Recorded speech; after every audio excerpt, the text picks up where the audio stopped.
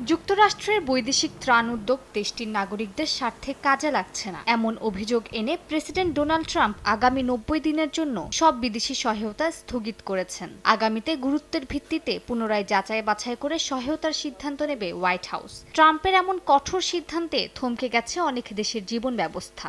বিশেষজ্ঞদের মতে এই সিদ্ধান্তে সবচেয়ে বেশি ক্ষতির সম্মুখীন হয়েছে আফগানিস্তান। যুদ্ধবিধ্বস্ত দেশটির ৪০% ত্রাণ যুক্তরাষ্ট্র থেকে আসত।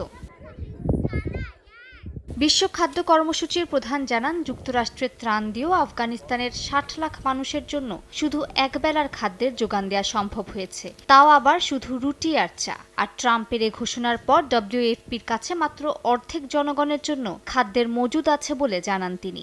আফগানিস্তানের কান্ট্রি ডিরেক্টর সাইওয়েলি জানান, সাম্প্রতিক বছরে আফগানিস্তানে অনাহারে থাকা মানুষের সংখ্যা কমলেও যুক্তরাষ্ট্রের মতো একটি দেশের ত্রাণ সহায়তা বন্ধ হয়ে গেলে এর প্রভাব কাটিয়ে ওঠা কঠিন হয়ে পড়বে।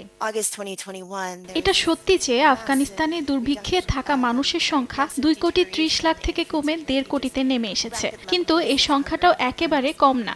বর্তমানে দেশটির ১/৩ জনগণ অনাহারে দিন কাটাচ্ছে। আশা করছি সিদ্ধান্তটি পুনর্বিবেচনা করা হবে।